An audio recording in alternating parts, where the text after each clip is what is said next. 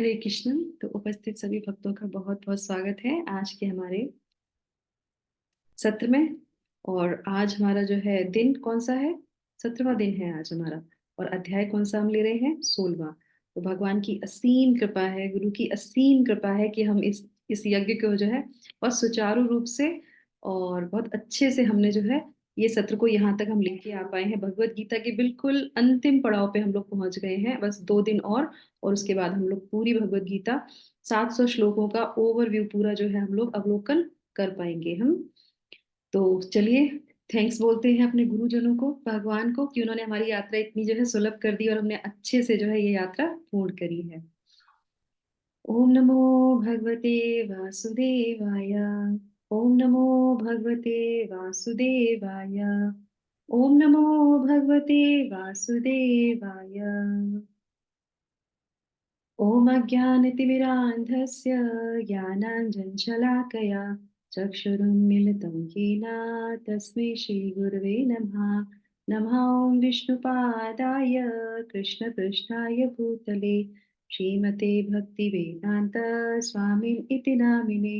नमस्ते सारस्वते देवे गौरवाणी प्रचारिणे निर्विशेषा शून्यवादी पाश्चात्यदेशतारिणे। जय श्री कृष्णा चैतन्य प्रभु नित्यानंद श्री अद्वैत गदाधर श्रीवासादि गौर भक्त वृंदा।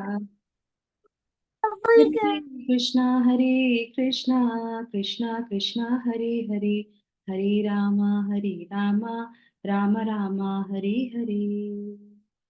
जगत गुरु श्रील प्रभुपाद की जय। भगवत वाणी भगवत गीता जी की जय। गुरु महाराज की जय। श्री श्री गांधारिका गिरधारी श्री महाप्रभु की जय। श्री श्री लक्ष्मी नरसिंह देव भगवान की जय। हरे कृष्णा। चलिए तो शुरू करते हैं। आज हमारा है 16वां अध्याय। बहुत इंपॉर्टेंट 16वां अध्याय है। जैसे कि हम लोगों ने पिछले अध्याय में जाना था, भगवान कहते हैं, भगवान अपने बारे में बताते हैं और कहते हैं कि सारे जो भी हम लोगों ने अभी तक पढ़ा है उसका सार क्या निकल के आता है कि भगवान की शरण में आ जाए। जो भी है वो भगवान की शरण में आने से ही होता है, समर्पण से ही आता है। और समर्पण अगर नहीं कोई व्यक्ति करता है, क्यों नहीं करता है? जैसे हमने जाना कि जैसे हम इस धरा पे आते हैं, भौतिक जगत में आते हैं, तो हमें गुण बांट लेते हैं।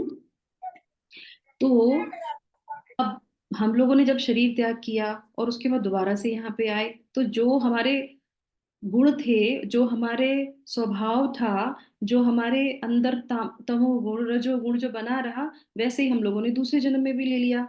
अब वो इतना जटिल स्वभाव और इतनी जटिलता से हम बंधे रहते हैं कि उन स्वभाव के कारण, उन गुणों के कारण हम सरेंडर करते ही नहीं है, हम समर्पण करते ही नहीं है अपने गुरुजनों को, भगवान को, किसी भी चीज को समर्पण नहीं करते हैं। तो इस तरीके से फिर वो व्यक्ति धाम में कैसे जाएगा? तो अब हम आज के अध्याय में जानेंगे। ये अध्याय बहुत इंपॉर्टेंट है। बहुत से लोग कहते हैं कि जो भक्त हैं, भगवान के जो भक्त हैं, जो आध्यात्म पाथ में हैं, जैसे हम लोग सब लोग भगवत गीता पढ़ रहे हैं, है ना, तो हमें तो आसुरी स्वभाव नहीं है, हमें दैवी स्वभाव है, तभी तो हम यहाँ पे आए हैं कुछ सीखने के लिए, कुछ जानने के लिए।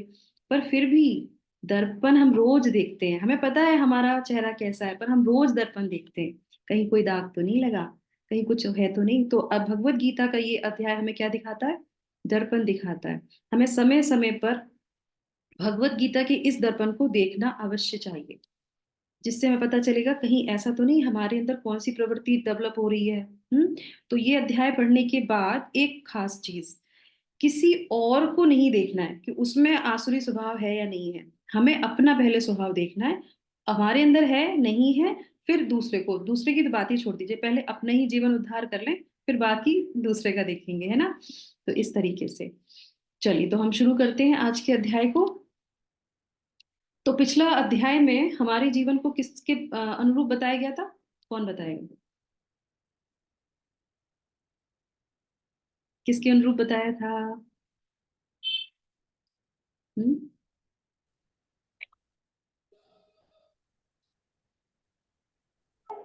बताइए। हरे कृष्णा। सूरज प्रभु ने माइक खोला है, खोला है, बताइए सूरज प्रभु, बताइए। तीन हरे। गुणों के तीन गुणों के अनुरूप हो जाता है हम लोगों का व्यवहार। हम्म। यस। ओके। और बंधे अश्वत्थ किसमें हैं? वृक्ष के साथ हमको अश्वत्थ तुलना। वृक्ष की तरह। यस, ये पूरा जो है क्या दिखाया था, ये भौतिक जगत है और अश्वत्थ वृक्ष में है, और उसमें हम पूरे जो है फंसे हुए हैं, है ना। पूरा भौतिक जगत हम उसमें कहाँ हैं हमें दिखाई भी नहीं देता। तो वो सारा उसमें सभी कुछ उसमें उस अश्वत्थ वृक्ष के अंदर ही था। इतना जटिल दिखाया गया था, करेक्ट। तो माता जी ने जो बोला 3 गुणों में, वेरी बिल्कुल सही बात है। हमारे अंदर तो 3 गुण, हम तो उससे बंधे ही रहते हैं, पर हम फिर बंधने के बाद कहाँ बंधे रहते हैं, उस अश्वत्थ वृक्ष के अंदर बंधे रहते हैं ना। तो कितना जटिल है, पता ही नहीं चलता है कहाँ ऊपर जाना है कहाँ नीचे जाना है। जहां पे है उसी में बंधे रहते हैं। तो पिछले अध्याय से थोड़ा सा अवलोकन कर लेते हैं, है ना। तो पिछले अध्याय में भौतिक जगत से आध्यात्मिक जगत की तुलना जो हुई थी उसके बारे में हमने जाना था 1 से लेके 6 तक में। और उसके बाद 7वें से लेके 11वें तक हमने जाना था कि जन्म मृत्यु के चक्र में संघर्ष कैसे है। और उसके बाद फिर 12 से लेके 15 तक हमने जाना था कि हर कदम पर भगवान हमारी सहायता करते हैं ना, ब्रह्मांडीय तौर पे भी करते हैं और व्यक्तिगत तौर पे भी वो हमारी सहायता करते हैं। फिर त्रिश्लोकी भगवत गीता के बारे में हमने जाना था, है ना। जिसमें क्या आता है, वेदांत का सार आता है। वेदांत का सार मतलब भगवान कृष्ण को समझना। सारे वेदांतों का सार वो ही है। अहम सर्वस्व। तो उसके बाद जो है 19 से लेके 20 तक क्या है, मैं हमारा सार क्या निकला था, हमें शिक्षा क्या मिली थी कि भगवान कृष्ण को हमें जानना है।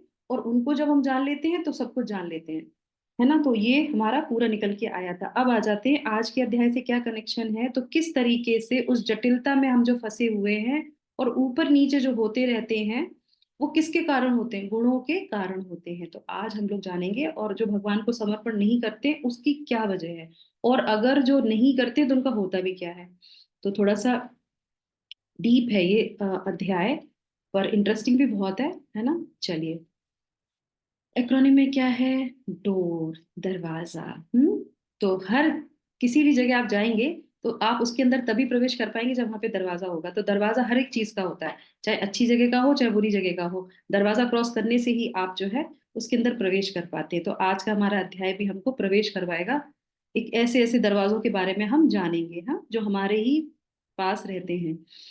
तो चलिए इसको हम लोग देख लेते हैं, और उसके बाद टोटल जो है हमारे 24 इसमें श्लोका हैं, ज्यादा बड़ा नहीं है ये अध्याय। ठीक है। तो हम लोगों ने जेल के बारे में जाना पिछले अध्यायों में, है ना। किस तरह से हम जो फंसे रहते हैं, और हम अगर इसके अंदर हैं तो हमें नियम पालन करने चाहिए। तो 2 तरह के व्यक्ति होते हैं। तो पिछले अध्याय में हमने क्या जाना था, क्षर होते हैं अक्षर होते हैं, है ना। अभी यहाँ पे क्या बता रहे हैं कि नियम पालन करने वाला होता है, नियम तोड़ने वाला होता है। 2 तरीके के व्यक्ति होते हैं, करेक्ट। अब उसको ऐसे समझ लीजिए कि मान लीजिए जैसे यहाँ पे एक वृक्ष आपको दिख रहा है ना। तो हमारे अंदर क्या है, गुणों के कारण हम किसी चीज को कभी देते भी हैं और कभी नहीं भी देते हैं, है ना। तो यहाँ पे क्या है, 2 प्रकार के फल भी होते हैं। हर वृक्ष में 2 प्रकार के फल होते हैं, एक अच्छे होंगे और एक बुरे होंगे, है ना। जैसा बीज डालेंगे वैसे फल मिलेंगे हमको। तो अच्छे फलों और बुरे फलों का किन गुणों से संबंध है ना, ये हमने पिछले अध्याय में बहुत अच्छे से समझ लिया था। अब थोड़ा सा आप लोग अगर पार्टिसिपेट करेंगे तो मुझे पता रहेगा कि पिछले अध्याय को आपने अच्छे से समझ लिया। क्योंकि हम लोग अब अपने आखिरी पड़ाव पे चल रहे हैं, तो आप लोग को हर एक चीज स्पष्ट होनी चाहिए। बताइए, अच्छे और बुरे जो फल हैं वो किन गुणों से संबंधित है। अच्छे फल माता जी सप्त गुण हो गए, और जो बुरे फल हो गए रजो और तमोगुण। Very nice, yes. तो ये उनका प्रभाव होता है। जो अच्छे फल हैं वो सतोगुण के कारण होते हैं, और बुरे फल जो है हमारे रजोगुण और तमस के कारण होते हैं ना। Yes, very nice. तो यहाँ पे हमारे लिए बहुत अच्छी शिक्षा है, और उसके बाद फिर हम अध्याय में प्रवेश करेंगे। जीवन एक वृक्ष के समान है, और सद्गुण उस वृक्ष के मीठे फल के समान है। जो भी हमारे जीवन के वृक्ष की छाया में आता है, चाहे थोड़ी ही समय के लिए क्यों नहीं, हमें सद्गुणों के मीठे फल उन्हें देने चाहिए। कितनी अच्छी शिक्षा है कि हमारे पास जो भी है हम उसको वो ही देंगे, है ना। लोग बोलते हैं कि whatever you are learning, तो वो तुम्हारे स्वभाव से निकलता है, तुम्हारी वाणी से निकल के बाहर आता है। तो जो भी हमारे पास होगा तो हम उसके पास हम उसको वो ही देंगे, है ना। तो हमें अपने जीवन में सतोगुण बढ़ाना चाहिए। सतोगुण से हमें क्या होता है, जो मीठे फल हैं वो होने चाहिए। जो कोई भी अगर हमारे संपर्क में आएगा तो हम उसको मीठा ही देंगे। करेले के पास कोई जाएगा तो क्या होगा, करेला ही देगा। कभी कभी लोग क्या कहा, महा जो है कहावत कहते हैं, एक तो करेला वो भी नीम चढ़ा। स्वभाव की बात करते हैं, है ना। करेले की बात नहीं, वो तो बहुत पौष्टिक होता है, वो तो हमारे जो है डायबिटीज को खत्म करता है। पर यहाँ पे हमारे स्वभाव की बात हो रही है, तो हमें भी ऐसे ही जो है वृक्ष बनना चाहिए। वृक्ष के मीठे फलों की तरह हमें दूसरों के साथ व्यवहार करना चाहिए। तो आज का पूरा जो है हमारा गुणों पे आधारित है ये अध्याय। ठीक है, तो आज हमारे लिए कौन वॉलंटियर करेगा? हरे कृष्णा, भगवत गीता 16वां अध्याय, वॉलंटियर, ग्रैब अपॉर्चुनिटी, जल्दी से, हरे कृष्णा। हम्म, जिसने अभी तक नहीं किया वो कर लीजिए, दोबारा कर लीजिए, कोई नहीं बोल रहा है तो बोलिए तो सही, तभी तो आगे मैं बढ़ेंगे। करूँ मैं करूँ माता जी? और हाँ, तो कोई कहीं और करूँ है? माता जी? ओके, करिए करिए। यस, श्लोक संख्या 1 पढ़ेंगे हम। यस, अध्याय 16 का। देवी तथा असुरी स्वभाव, अध्याय 16। श्री भगवान उवाच अभ्यं सत्त्वसृषिन्दं ज्ञानयोग अव्यवस्थितं दानं तं च यज्ञ च स्वाध्याय तप आजवम् अहिंसा सत्यम् अक्रोध त्यागं शान्ति अपेक्षुणं दया भूतेषु अलोलुपतं माद्रं हि उच्चापलं तेजं क्षमा कृति शोचं अद्रोहं न अतिमानिता भवन्ति सम्पदं देवीम् अभिजातस्य Bharat. Thank you so much माता जी। तो अभी हम लोग जो है पहले श्लोक में, ये 3 श्लोक इकट्ठे दिए गए हैं, पहला, दूसरा और तीसरा, और इन तीनों में ही जो है गुणों का जो है यहाँ पे विवरण आया है। तो पहले श्लोक में कितने सारे जो है गुण आए हैं यहाँ पे, आप इसमें इसके अनुवाद में देख सकते हैं। अभयम, सत्व संशु, सत्व संशु, धृज्ञान योग व्यवस्थितः, व्यवस्थितिः, दानं दमश्च यज्ञश्च स्वाध्याय तप आर्जवम। ठीक है, तो यहाँ पे ये इतने गुणों का आ गया। तो इसमें कौन कौन से हैं? निर्भयता, अभयम मतलब निर्भयता, आत्मशुद्धि, आध्यात्मिक ज्ञान का अनुशीलन, दान, आत्म संयम, यज्ञ परायणता, वेदा अध्ययन, तपस्या और सरलता। तो इस तरीके से भगवान इस श्लोक में ये बोलते हैं। ठीक है, कितने गुणों के बारे में इस श्लोक में पता चल गया? काउंट करके बताइए जरा जल्दी से, कितने श्लोक है टोटल, वो कितने गुण है इसमें, इस श्लोक में, ओनली एक श्लोक में 9 गुण है माता जी। 9 गुण हैं। Yes, very nice. 9 गुणों के बारे में यहाँ पे बताया गया है। तो चलिए हम इस पे थोड़ी सी चर्चा कर लेते हैं, और उसके बाद फिर आगे के दो जो है 2 श्लोक और उसमें जो है सारे गुणों के बारे में बताया जाएगा। तो सबसे पहले आ जाते हैं हम अभयम पे। तो मैं यहाँ पे स्क्रीन थोड़ी देर के लिए बंद करती हूँ,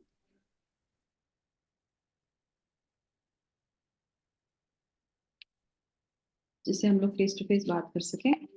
तो यहाँ पे सबसे पहले आ जाता है अभयम। ठीक है, आप लोग भगवत गीता भी खोल सकते हैं। तो अभयम में क्या बता रहे हैं कि ये जो है दैवी, पहले सबसे पहले उन्होंने किसके बारे में वर्णन किया है? उन्होंने दैवी गुणों के बारे में बताया है। जो अच्छे गुण होते हैं, ऐसे पुरुष जो भगवान को समर्पण करते हैं, उनके अंदर ये गुण डेवलप हो जाते हैं। तो दैवी गुण, तो दैवी गुण में सबसे पहले क्या आता है? अभयम, जिसको हम बोलते हैं निर्भयता। तो अभयम क्या होता है? उसको कोई भी भय नहीं होता, और वो जो है किसी भी चीज का, जैसे उसे किसी चीज की डिजायर नहीं होती, तो इसलिए वो उसी का भय भी नहीं होता। जैसे शरीर में कोई कष्ट है, उसका कोई भय नहीं है। रूप जा रहा है, कोई भय नहीं है। धन जा रहा है, उसका भी कोई भय नहीं है। क्यों? क्योंकि उसको पता है कि जो भी हो रहा है भगवान की कृपा से ही होता है। जो भी हमारे जीवन में होता है, अब 16वें अध्याय में भगवान ये गुण बता रहे हैं। अगर ये चीज शुरू में बताते तो, शुरू में नहीं बताया उन्होंने, अब बताया। क्यों? क्योंकि अभी हमने सारी चीजें ओवरव्यू जान लिया, कर्म को जान लिया, भक्ति योग को जान लिया, भगवान की स्थिति जान ली, भगवान की शक्तियां जान ली, भगवान का ऐश्वर्य जान लिया। ये सब जानने के बाद अब आप यहाँ पे वो जो गुण होते हैं, तो वो एक भक्त में ये वीडियो को सारे जल्दी गुण। शेयर कर दे ताकि ज्यादा से ज्यादा लोग इस वीडियो को देख सके। बहुत ही सुंदर दृश्य आप सभी देख रहे हैं हरिद्वार के हर की। तो यहाँ पे जो है इस तरीके से हर की पौड़ी पे पहुंच गए हम थोड़ी देर के लिए। ओके, तो इस तरीके से जो है भक्त जो है, उसके अंदर जो है अभयम एक ये जो है गुण आ जाता है। ठीक है, और उसके बाद जो है सत्व समसुधीर, है ना? तो इसमें क्या है कि उसको कोई भी जो है जो है नियम का कोई भी जो है उसको नियम वो दृढ़ता से करता है। जितने भी वो नियम करता है, और वो जो है बहुत दृढ़ता से करता है। जैसे कि मान लीजिए एक भक्त है, कठोरता से नियम का पालन करना है, मॉर्निंग से लेके इवनिंग तक, सुबह से लेके रात तक उसके नियम पक्के रहते हैं कि 4 बजे उठना है, जपा करना है, मंदिर जाना है, भगवान की सेवा करनी है, भोग बनाना है, भगवान को ऑफर करना है। कुछ नियम ऐसे होते हैं, चाहे वो ऑफिस भी जाए फिर भी वो अपनी चीजों को छोड़ता नहीं, किसी भी कंडीशन में वो अपने नियमों को नहीं छोड़ेगा, वो करेगा ही करेगा। रात को सोने से पहले वो अपने प्रिस्क्राइब ड्यूटीज, प्रिस्क्राइब राउंड्स, भगवान के लिए, घर के लिए जो भी चीजें होती हैं दृढ़ता से करता। तो ये एक दैवीय गुण कहा जाता है, ठीक है। उसके बाद क्या है, ज्ञान, है ना। तो ज्ञान में क्या आता है, ज्ञान में आता है कि ज्ञान योग जिसको बोलता है, तो उसमें बोलते हैं कि वो शास्त्रों को पढ़ता है, शास्त्रों से उसकी जो है रुचि होती है। और कितने सारे शास्त्र हैं, अब सारे शास्त्र तो नहीं पढ़वाएगा, भगवत गीता तो अवश्य पढ़ लेगा। तो शास्त्रों का जो सार है उसको वो जानने का प्रयास करता है, ठीक है। दिव्य ज्ञान कहाँ से मिलता है, और वो ज्ञानों को जानने के बाद क्या है कि वो कौन है, इस चीज की जिज्ञासा करना, अथ तो ब्रह्म जिज्ञासा, मैं कौन हूँ, भगवान कौन है, भगवान से हमारा संबंध क्या है, इस बारे में। उसके बाद क्या है, दानम, करेक्ट। उसके बाद जो है दानम, तो दानम में क्या आ जाता है, दानम में है कि वो दान करता है। हम लोग तब दान की बात करते हैं तो पीछे हट जाते हैं, पर यहाँ पे भगवान कहते हैं कि वो दान में सबसे आगे होता है। और दान भी जो है, जब हम किसी को दान देते हैं तो दो तरीके का दान, दो तरीके से वो कार्य करता है। एक तो वो क्या होता है कि अब हम जब जैसे हमने किसी को दान किया, या दान की जो श्रृंखला आगे बढ़ती है, तो एक होता है कि लोभ लालच होता है किसी के अंदर, और दूसरा होता है स्वतंत्र भाव, है ना। हमारे पास ज्यादा पैसा आता है तो फिर क्या होता है कि हम जो है अपने अंदर, हमारे अंदर एक अहंकार आ जाता है कि हमारे पास तो सब कुछ है, अब हमें किसी चीज से डरने की जरूरत नहीं, हम जो चाहेंगे वो कर सकते हैं, हम जहां चाहे वहां जा सकते हैं, जिसको चाहे उसको खरीद सकते हैं, ये अहंकार होता है। और दूसरा जो है, ज्यादा धन आने से क्या, हमारे पास लोभ होता है, हमें लालच आता है। तो ये जो धन जब दान करते हैं तो ये इसकी जो है, इसको कम करता है। तो इसीलिए जो दैवी स्वभाव का जो व्यक्ति होता है, जो भक्त होता है, वो जो है दान देता है और अपना प्यूरिफिकेशन करता है। दान देने का मतलब ये नहीं कि अपना जो है स्थायित्व, किसी को अपना दिखाना कि मैं इतना बड़ा पैसे वाला हूँ, उसका मतलब है कि मैं अपनी प्यूरिफिकेशन कर रहा हूँ, जो मुझे भगवान ने दिया है मैं इसलिए दान दे रहा हूँ जिससे मेरा प्यूरिफिकेशन हो सके। दम आ जाते हैं, है ना। तो यहाँ पे कुछ होगी, मैं व्याख्या करूंगी, बाकी हम लोग ऐसे ही पढ़ेंगे आगे। दम पे आ जाते हैं। दम का मतलब क्या होता है कि वो अपनी इंद्रियों को कंट्रोल में रखता है। अबे हमें भगवान के ऑफरिंग किया हुआ भोजन नहीं करना है तो नहीं करना है, तो इंद्रियों को कंट्रोल कर लिया। हमें ऐसे लोगों के पास नहीं जाना है जो हमें भगवान से दूर करें, तो हमने अपनी इंद्रियों को कंट्रोल में कर लिया। तो इस तरीके से उसकी जिंदगी बहुत कंट्रोल रहती है, दम रहती है, वो अपनी इंद्रियों पे कंट्रोल कर लेता है। यज्ञ होता है, वो यज्ञ करता है। यज्ञ मतलब क्या होता है, बड़ा बड़ा हवन करना, हाँ, आहुति देना, उसमें बहुत बड़ा आयोजन करना नहीं। हर हर युग का एक धर्म होता है, तो उसको पता है कि कलयुग का क्या धर्म है, तो वो उस कलयुग के, मतलब हमारा जो अभी इस समय चल रहा है कलयुग, उसका धर्म क्या है, हरिनाम संकीर्तन। सबसे बड़ा जो है युग धर्म यही है, तो इसको वो पालन करता है नियम से, तो ऐसे यज्ञ वो संपन्न करता है। उसके बाद है स्वाध्याय। स्वाध्याय का मतलब होता है अध्ययन करना शास्त्रों का, और उस अध्ययन क्या है, सबके साथ में मिलके अध्ययन करना, वो स्वाध्याय करता है। उसका उसकी चार लोगों से मिलेगा तो यही बात करेगा कि चलिए अब हमें कौन सी हमने बुक पढ़ी है, अब हमें और सी कौन कौन से पढ़ने, ग्रंथ पढ़ने हैं, हमें क्या इसमें क्या है, एक दूसरे से आदान प्रदान करता है, जो स्वाध्याय कहलाता है। तो इस तरीके से वो करता है। उसके बाद जो है तपस्या। तपस्या क्या होती है कि ऐसी चीजें करना जो भगवान के लिए है, भगवान के लिए कोई सी भी कड़ी से कड़ी मेहनत करना। नींद जा रही है तो जाने दो, कोई बात नहीं, धन जा रहा है तो जाने दो, वो तपस्या करेगा, अपने हाथ पैरों से करेगा, बुद्धि से करेगा, जिह्वा से करेगा। जिसके माइक खुले कृपया करके बंद कर दीजिए। उसके बाद जो है ये हो गया, और अपने को स्थिर रखने के लिए जो भी तपस्या करनी पड़े वो करेगा।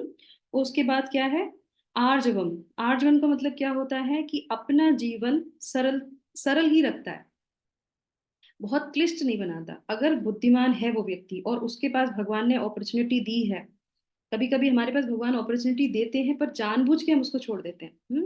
अगर आपके घर में जरूरत नहीं है चार लोगों को कमाने की, तो क्यों कमाना जाके जो है नौकरी करना। नौकरी करने के बाद क्या होता है, नौ काम, क्या एक कहावत भी कही जाती है ना कि नौ काम जी हजूर ऐसे करके कुछ है कि मतलब सारा उन्हीं के लिए हम करते रहते हैं और हमेशा जय हजूर, हाँ आपने जो बताया हम वही करेंगे, हम आपने जो बताया हम वही करेंगे, तो अपने आप को बांध बांध दिया। अब इतनी जटिलता है कि कभी मन भी कर रहा है कि चलिए हम, हमारे पास ये यात्रा जा रही है, चलो हम यहाँ पे चलते, पर नौकरी में छुट्टी नहीं मिलेगी आपको। हमें कहीं जो है, कहीं किसी क्या मंदिर में जाना है कोई सेवा करने के लिए, अरे संडे ही हमको मिलता है खाली, अब हम अपना घर देखें कि मंदिर देखें, तो हो गई ना जटिलता हमारे जीवन में। तो इसीलिए जो बुद्धिमान व्यक्ति होता है वो सोचता है ऐसा कार्य करूं जिससे घर भी मेरा चलता रहे और मैं भगवान की भी सेवा करता रहूं।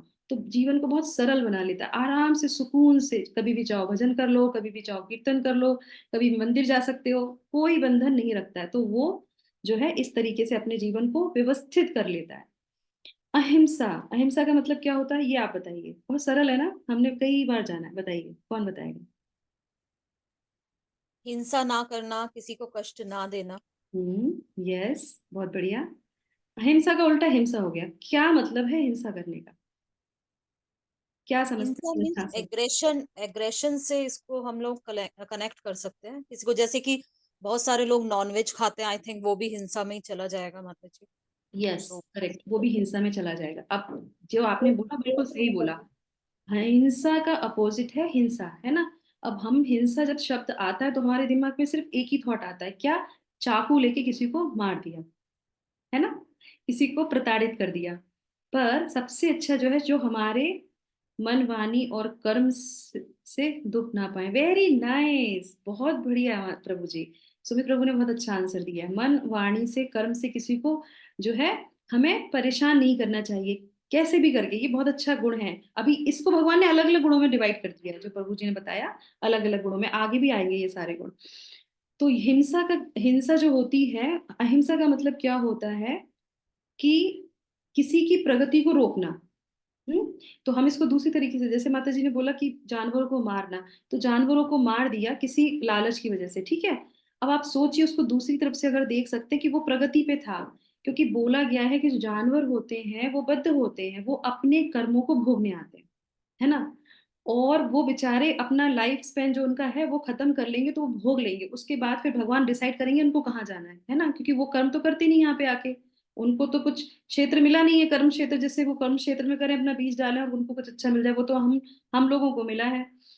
अब हम उनको क्या करते थे, आधे में ही उनको वध कर देते हैं, या उनको उस चीज से आगे नहीं जाने देते हैं। तो क्या हुआ, वो बेचारे जो भोग रहे थे वो भोग भी नहीं पाते हैं, आधी अधूरी उनकी जिंदगी रह जाती है। तो उनकी हमने प्रोग्रेस में उनको अवरोध कर दिया, कोई भी चीज हो ऐसे। तो आप इस पे ध्यान रखिए। दूसरा जो इस चीज से क्या मिलता है कि हिंसा मतलब होता है कि अगर जैसे मैं आपके या कोई भी आपके संपर्क में आता है और वो आपको भगवान की तरफ आगे नहीं ले जाता है, तो वो आपके उन्नति में अवरोध कर रहा है, वो भी हिंसा हो गई। दो तरीके से इसको समझने का प्रयास कीजिए। जो व्यक्ति हमको भगवान से नहीं जोड़ने का प्रयास करते हैं, देखा जाए तो अहिंसा ही होती है एक तरह से, पर हिंसा, सॉरी हिंसा ही होती है वो। तो सबसे अच्छा क्या है, अहिंसा सबसे अच्छी क्या है, जो भगवान से आपको जोड़े। तो वो व्यक्ति क्या करते हैं, उन्हें पता है कि कैसे इसको आगे बढ़ाना है। जानवरों को इसलिए नहीं मारते क्योंकि ये भोग रहे हैं, इनको भोग लेने दो। और मनुष्यों के साथ, वो तो जानवरों की बात हो गई, मनुष्यों के साथ वो उनको प्रोग्रेस में आगे करते, तो वो उनके लिए सबसे बड़ी अहिंसा है। शिला प्रभुपाद हमेशा कहते थे किसी का अगर उद्धार करना है तो उसको भगवान से जोड़ दो। अगर ये आप काम करें तो सबसे बड़ा दान कर रहे हैं, सबसे बड़ी अहिंसा कर रहे हैं, आप सबसे बड़ा कृत्य करते हैं अगर आप किसी को भगवान के बारे में बताते हैं। उसके बाद आ जाते हैं सत्यम। सत्यम का मतलब क्या होता है कि 100% सत्य को प्रस्तुत करना, तोड़ना मरोड़ना नहीं। तो ऐसे व्यक्ति जो होते हैं, जो भगवान को, जिनमें दैवीय गुण होते हैं, उन गुणों में से एक गुण है एज इट इज, जैसे Bhagavad Gita as it is Srila Prabhupada ने प्रस्तुत की, जो भगवान का मंतव्य था उसको हमें हमारे गंतव्य तक पहुंचाने का उन्होंने निर्णय ले लिया। इसको बोलते हैं सत्य रखना, गलत चीजों को मत करना, कोई भी चीजों को उलट पुलट के नहीं समझाना, है ना। जैसे कि बहुत से लोगों को मैंने देखा है, सुना है, वो कहते हैं कि महाभारत जस्ट एक थॉट है, एक विचार है। ये जो 5 कौरव हैं, ये हमारी, 5 पांडव हैं, ये हमारी इंद्रियां हैं। ये 100 जो कौरव हैं, ये हमारी इच्छाएं हैं। ये जो रणभूमि रणभूमि है, ये जो अ, कुरुक्षेत्र है, ये हमारा शरीर है, बस हमको अपना युद्ध लड़ना है, इस तरीके से चीजों को करना है। अरे वो तो पास्ट है, वो तो इतिहास रहा है, वो तो कैरेक्टर है, उनको कैरेक्टर को कैसे खत्म कर सकते हैं आप। आपको एनोलॉजी देनी है, आपको समझाना है, समझा सकते हैं, स्टोरी के माध्यम से समझा सकते हैं। अब उनको गायब ही कर देंगे पिक्चर से, और भगवान कृष्ण तो बिल्कुल ही गायब हो जाते हैं, क्योंकि वो तो चेतना हो गए, वो तो बिल्कुल एक रोशनी हो गए, वो तो है ही नहीं, उनका तो आकार ही नहीं है। तो चीजों को बिल्कुल तोड़ मरोड़ के बोलना। तो जो दैवीय गुण जिनमें होते हैं, जिनको भगवान देते हैं ये गुण, वो हमेशा चीजों को सत्य ही बताते हैं। ये इसलिए मैं डिटेल में बता रही हूँ क्योंकि ये गुण भगवान ने एक एक करके बताया, तो हमें भी पता होना चाहिए इस गुण का क्या मतलब है, और हमारे अंदर है या नहीं है, और हम इसको डेवलप कर सकते हैं। ठीक है, अब आ जाते हैं अक्रोध। अक्रोध, एक तो क्रोध और दूसरा उसका अपोजिट अक्रोध। अक्रोध का मतलब क्या होता है? क्रोध नहीं करना और उकसाने के बाद भी नहीं करना। हम उकसाने तो छोड़ दो, वैसे ही कर लेते हैं। तो क्रोध नहीं करना, और कोई बोले प्रोवोक सिचुएशन में भी क्रोध को नहीं करना, इस तरीके से। दया। तो दया क्या है? किसी को पैसे देना दया है? नहीं, किसी को भगवान के पास उसको जोड़ना सबसे बड़ी दया है। पैसे देने का क्या होता है, हमें बहुत दया आ जाती है, हम किसी को पैसे दे देते हैं, इसका उद्धार हो जाएगा, पर नहीं, वो गलत है। शास्त्रों में मना किया गया। आगे वाले चैप्टर्स में हम जानेंगे कि 3 तरह के भी दान होते हैं, है ना। उस धन से अगर कोई गलत काम करेगा तो वो आपके पास भी जाएगा उसका पाप, और वो तो बेचारा भुगतेगा ही भुगतेगा, है ना। तो अगर किसी की सहायता करनी है तो उसको भोजन खिला दो, नहीं हो तो उसको उसके गंतव्य तक पहुंचा दो, उसके लिए प्रयास करना चाहिए। वो सबसे बड़ी दया कहलाती है ना। और उसके बाद जो है घृति। तो घृति का मतलब क्या होता है? घृति का मतलब होता है विल पावर, मेंटली और बॉडीली दोनों तरीके से एक स्ट्रॉन्ग जो है, उसके अंदर आत्मशक्ति होती है ना। जैसे कि श्री राम जी के बारे में काफी कुछ चर्चाएं चल रही हैं, भगवान रामलला आ रहे हैं, तो क्षत्रिय हैं, क्षत्रियों के अंदर ये गुण बताया जाता है धृति का, है ना, क्षमा का, धृति, है ना। तो वो जो है हमेशा जब वो छोटे थे तो अपने लेफ्ट हैंड से जो है धनुष उठाते थे। धनुष कोई व्यक्ति लेफ्ट हैंड से उठाएगा तो समझ ली कि वो क्षत्रिय है।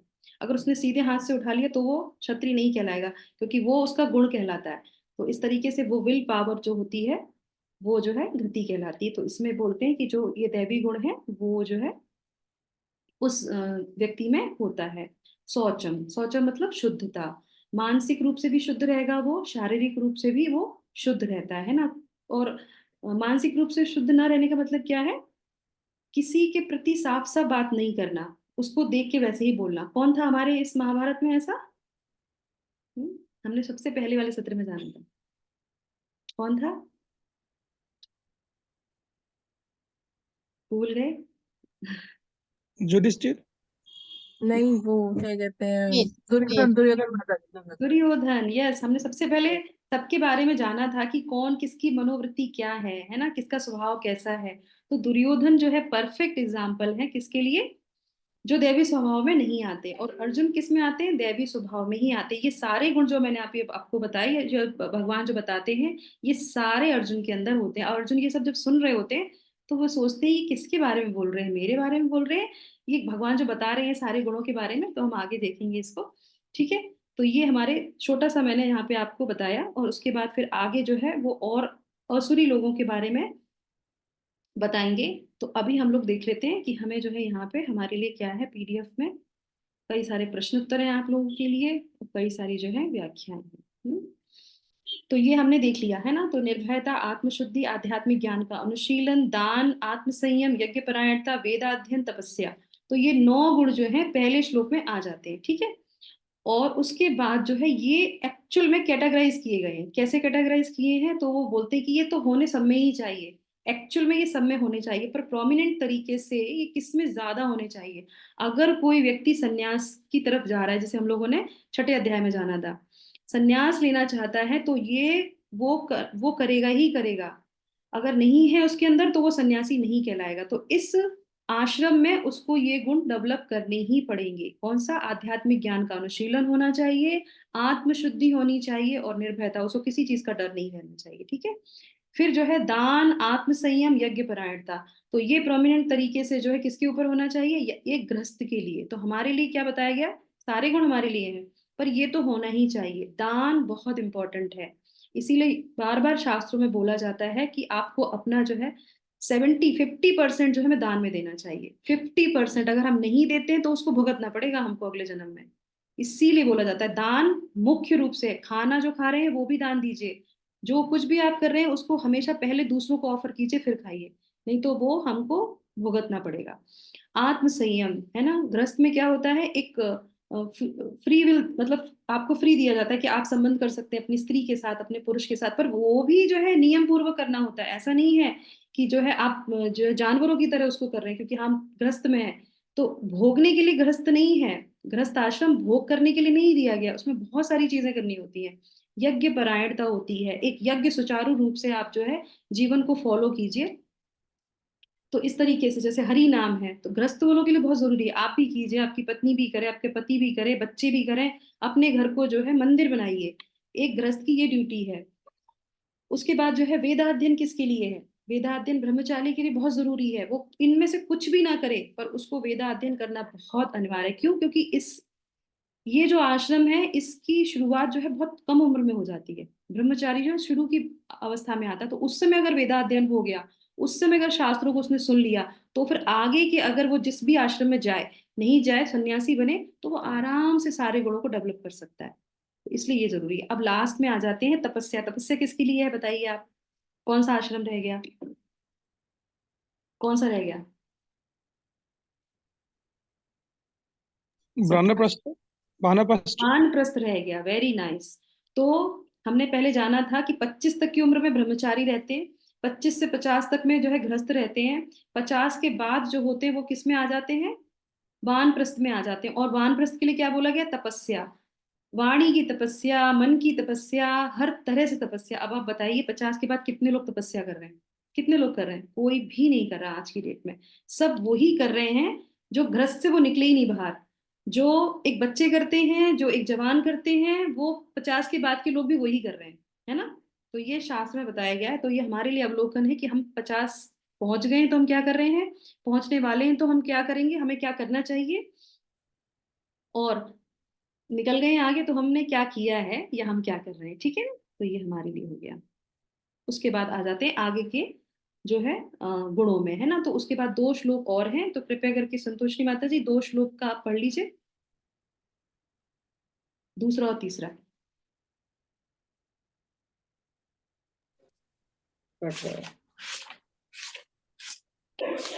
माता जी ने पढ़ दिया था है ना, श्लोक का तो उन्होंने पूरा कवर कर दिया था। ठीक है, तो अभी हम जो है अनुवाद जो है ले लेते हैं। इस अनुवाद में भी वो कुछ नहीं, यही वो ही है। ठीक है, तो जो है अब जितने बचे आधे गुण वो इसमें आ जाते हैं। अब इसमें कौन कौन सा है, सरलता, अहिंसा, सत्यता, संकल्पता, त्याग, अदोदर्श अदोषदर्शी, दूसरों में जो है दोष न देखना, मनः शांति, करुणा, लोभ विहीनता, भद्रता, नम्रता, क्रोध विहीनता, तेज, क्षमा, धृति, पवित्रता, ईर्ष्या से मुक्ति। तो इनमें से कुछ कुछ चीजों पे हमने अभी डिस्कस कर चुके हैं हम लोग। ठीक है, और लास्ट में क्या है, सम्मान की अभिलाषा से मुक्ति। तो अभी हमने पिछले वाले उसमें क्या जाना था, किन में जाना था, वो आश्रम के बारे में जाना था। अब हम जानेंगे कि ये जो उन्होंने कैटेगराइज किया है वो किस में किया है। ये मैं समझाने के लिए आपको बता रहे हैं, भगवत गीता में ऐसा नहीं लिखा है। तो उसमें क्या है कि ये जो ब्राह्मण जो होते हैं, जो जन्म से ब्राह्मण नहीं होते, अगर ये गुण किसी में डेवलप होते हैं तो वो अपने आप को ब्राह्मण कह सकता है। तो ये गुण उसमें बहुत जरूरी है। लोग कहते हैं ना कि हम ब्राह्मण कुल में त्रिवेदी, द्विवेदी और शर्मा और जो भी है, मिश्रा, जो भी हैं आप कह सकते हैं, सरनेम लगा सकते हैं, पर ये अगर आपके अंदर गुण है तो ही आप ब्राह्मण हैं। ठीक है, और उसके बाद जो है 3 गुण, जैसे हमने पहले बताया था आपको, धृति है, क्षमा है, तेज है। तो ये सारे गुण जिसके अंदर होते हैं वो क्षत्रिय कहलाता है। अर्जुन के अंदर ये सारे गुण बहुत थे, है ना। वो कह रहे थे मुझे जो ये कर रहे हैं करने दो, मुझे कोई करने की कोई जरूरत नहीं है, मैं क्षमा करता हूँ, मुझे नहीं है ना। और इस तरीके से, और उसके बाद आ जाते हैं तीसरे वर्ण पे, कौन सा है, पवित्रता और ईर्ष्या से मुक्ति। वैश्य, तो वैश्य जो होते हैं वो क्या करते हैं, वो धन कमाते हैं, है ना। उनके जो कार्य होता है धन कमाना, तो वो क्या है, पवित्रता। मतलब अगर आप धन कमा रहे हैं तो आप पवित्रता से कमाइए, ऐसा नहीं हो कि आप गलत, कई सारे गलत चीजों को लेके और धन कमाने लगे। तो ये उसके अंदर गुण होना चाहिए। दूसरी बात क्या होती है, जो बनिया है या जो धन कमाते हैं, जो बिजनेस करते हैं, उनके अंदर क्या होता है, दूसरा बिजनेस अगर तेज करने लगा, उसके अंदर ज्यादा धन आ गया तो उसको ईर्ष्या होने लगती है। तो उनके लिए ये नियम बताया गया है कि आपको ईर्ष्या नहीं करनी है। अगर आप ईर्ष्या करते हैं तो आप जो है अच्छे जो है वैश्य में नहीं कहलाएंगे। तो आप धन जो कमा रहे हैं वो बेकारी धन कमा रहे हैं, क्योंकि आप अपने अंदर ईर्ष्या डेवलप कर रहे हैं। तो ये 2 चीजें आपके अंदर गुण होनी ही चाहिए। और सबसे लास्ट में कौन रह गया बताइए, अब कौन सा वर्ण रह गया? शूद्र। शूद्र रह गया। और शूद्र का काम है क्या, क्या होता है, कार्य क्या होता है शूद्र का? क्लीनिंग सेवा करना, क्लीन करना। सेवा सेवा करना, यस, से, वो सेवा करता है। तो सबसे बोला गया है कि अगर कोई शूद्र के अंदर ये अभिलाषा आ जाए कि मुझे भी सम्मान चाहिए, तो वो शूद्र शूद्र नहीं कहलाता। तो इस तरीके से सम्मान की अभिलाषा से उसे हमेशा मुक्त रहना चाहिए। जो सेवक होते हैं भगवान के, जिसको भी ले लीजिए, हनुमान जी बहुत अच्छा जो है, वर्ण के हिसाब से नहीं बोल रही हूँ मैं, वैसे सेवा के भाव से बता रही हूँ कि वो जो है इतनी सेवा भगवान की करते थे, और उनको कोई भी टाइटल नहीं। किसी भी आपने देखा देवी देवताओं में कहीं पे भी उनको कोई टाइटल मिला हो, इस प्लेनेट के ये हैं, ये वो हैं, वो है, कुछ नहीं, क्योंकि उन्होंने कभी डिजायर ही नहीं किया। उन्होंने कहा मुझे तो भगवान के चरणों में ही अच्छा लगता है, बस मैं भगवान की सेवा करना चाहता हूँ। क्या उनमें कम था? वो तो सबसे बलशाली थे। क्या उनमें जो है बुद्धि कम थी? वो तो सबसे, जब हनुमान चालीसा पढ़ते हैं तो सारे गुण उनके निकल के आते, पर उनको सम्मान नहीं चाहिए था। तो ऐसा व्यक्ति जो है, तो यहाँ पे ये गुण बताए जाते हैं। ठीक है, तो ये हमारा यहाँ पे हो गया। अब नेक्स्ट हम आ जाते हैं यहाँ पे शिक्षा पे। धनवान होना अच्छी बात है, लेकिन उससे भी अच्छा क्या है? ज्ञानवान होना। और उससे भी अच्छा है गुणवान होना। अच्छे गुण दूसरों के हृदय को जीत लेते हैं। तो हमें यहाँ से शिक्षा क्या मिलती है? जो भी गुण भगवान ने बताए हैं, हमारे पास धन है, एक्चुअली में इसको क्या बोला था? दैवी गुण बोला है। तो भगवान ने ऐसे गुणों को बोला है कि ये तुम्हारे पास धन होना ही चाहिए। मनुष्य जन्म लेके अगर तुमने ये धन अर्जित नहीं किया तो क्या फायदा हुआ इस जन्म का? तो इस पे हमें बहुत ध्यान से विचार करना चाहिए, मंथन करना चाहिए कि हमारे अंदर गुण है या नहीं है। धन तो है ही, ज्ञान भी है, सब कुछ है, पर अच्छे गुण होना बहुत आवश्यक है ना? नहीं तो हम अपना जीवन वैसे ही व्यर्थ कर देंगे। अब आ जाते हैं चौथे श्लोक पे। यस माता जी, पढ़िए। हरे कृष्ण। दम्भो दर्पभिमानश्च क्रोध पारुष्यमेव च अज्ञानं चाभिजातस्य पार्थ सम्पदमाशुरीम्। यस, तो अब भगवान किसकी बात कर रहे हैं? अब भगवान जो है यहाँ पे बात करेंगे, ये हमारा जो चलेगा आगे तक के श्लोकों में, तो उसमें ये बताएंगे कि ये जो है हे प्रथापुत्र, दंभ दर्प अभिमान क्रोध अशिष्टता तथा अज्ञान ये आसुरी स्वभाव वाले गुण हैं। और भगवान शिला प्रभुपाद क्या बोलते हैं? शिला प्रभुपाद बोलते हैं कि ये जो गुण जिसके पास होते हैं ना, तो वो भगवान के उस पे जो है पाथ पे ऐसे जाता है जैसे कि किसी ने रेड कारपेट बिछा दिया हो, और जैसे राजमार्ग, राजमार्ग में होता हुआ वो नरक को जाएगा। शिला प्रभुपाद एकदम कटु, एकदम सीधे सीधे बोलते थे कि ऐसा राजमार्ग में होता हुआ हो जाएगा और सीधे नरक के दरवाजे पर पहुंचेगा। तो ये उसके गुण होते हैं, ये उसके जो है स्वभाव होता है ना? तो चलिए इसके आगे हम आगे बढ़ते हैं। दंभ होना, दर्प होना, अभिमान, ये तीनों जो है एक ही है एक्चुअली में। इसमें थोड़ा थोड़ा सा, जरा जरा सा फर्क है। कोई बता सकता है इन तीनों में कौन सा फर्क है? दंभ, दर्प और अभिमान। हाँ, यस, बताइए बताइए। अगर हम इसको थोड़ा सा वो करें तो कितने आसुरी गुणों का वर्णन हुआ है? कितने आसुरी गुणों का वर्णन हुआ है यहाँ पे? पहले हमने देख लिया था। इसमें छह गुण हैं। 6 गुण, श्लोक में यस। 6।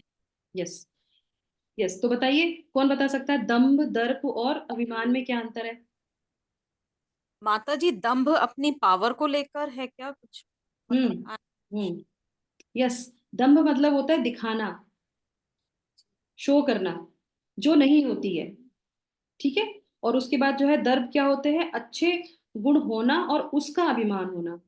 ठीक है। और उसके बाद जो है अभिमान क्या होता है? अपनी इच्छाओं को, अपनी अच्छाइयों को सुनाना दूसरे को, अपना गुणगान सुनना, उसको बहुत अच्छा लगता है।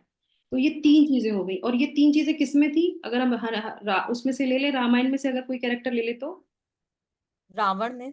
रावण में। और रावण क्या कहते थे? रावण, शिव जी जब बोलते कि तुम में कितना अभिमान है, तो रावण क्या बोलता था?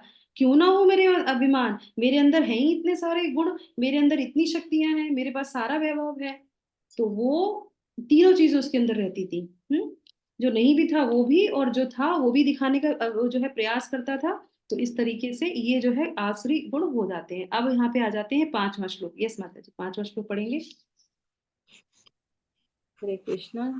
देवी सम्पद्युमक्षाय निबन्धाय सुरीमता मा शुचः सम्पदं देवी माभिजातोऽसि पाण्डव। यस, अनुवाद इसका पढ़िए माता जी। दिव्य गुण मोक्ष के लिए अनुकूल है और आसुरी गुण बंधन दिलाने के लिए है। हे पांडुपुत्र, तुम चिंता मत करो, क्योंकि तुम देवी गुणों से युक्त होकर जन्म हो यस, जन्मे। तो यहाँ पे भगवान ने क्या बोला? दैवी संपदा, ये दैवी संपदा है जो भगवान ने बताया है कि जो इनको मिलता है, जो कुछ लोगों को ये दैवी संपदा मिलती है, उस संपदा के साथ ही वो आते हैं। तो कहते तुम्हें घबराने की जरूरत नहीं, क्योंकि अर्जुन को टेंशन हो जाती है इतने सारी चीजें सुनते, तो कहते क्या मेरे अंदर भी ऐसी चीजें हैं, मेरे अंदर भी ऐसे गुण हैं। तो वो बताते हैं कि दैवी गुण होते हैं वो क्या करते हैं, बंधन जो है बांध देते हैं हमको, है ना। और जो आसुरी जो है दैवी गुण हमारे को मुक्ति दिलाते हैं, आसुरी गुण हमको जो है बंधन दिलाते हैं। करेक्ट। तो दैवी गुण का क्या मिलेगा? बंधन से मुक्ति, तो मुक्ति मिलती है। यस, तो ये अपोजिट लिखा हुआ है इसके।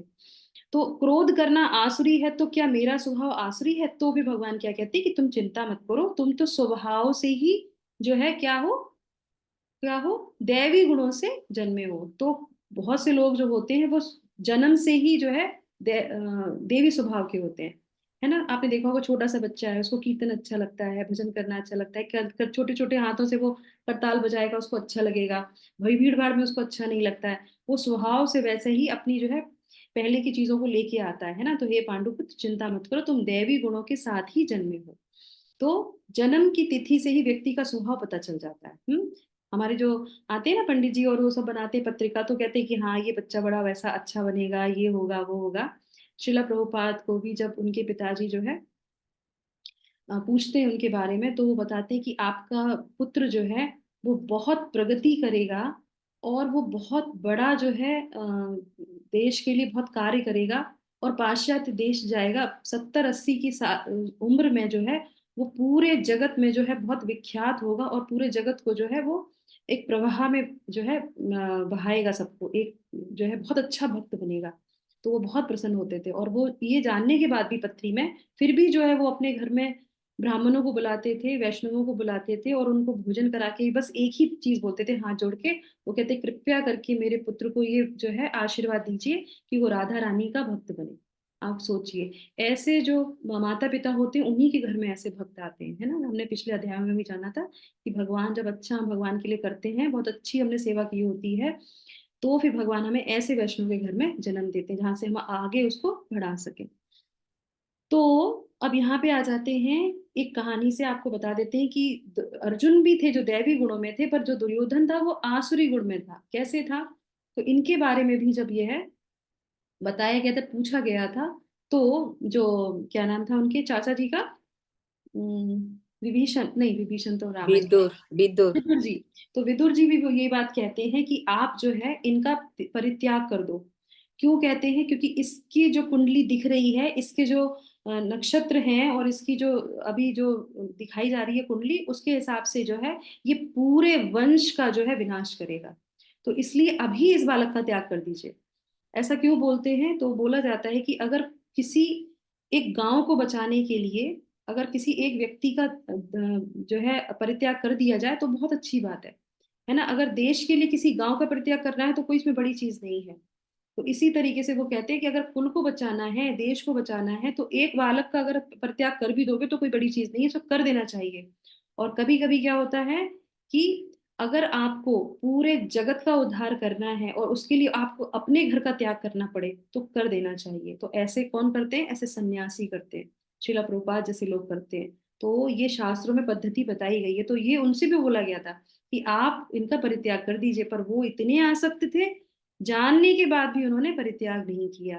धृतराष्ट्र को सब कुछ पता था पहले से, युद्ध का परिणाम भी पता था, दुर्योधन के बारे में भी पता था, पर उन्होंने इतनी आसक्ति दिखाई कि उन्होंने कहा नहीं, मैं नहीं करूंगा, और उसका अंत उन्होंने खुद देखा कि वो सभी का जो है विनाश हो गया।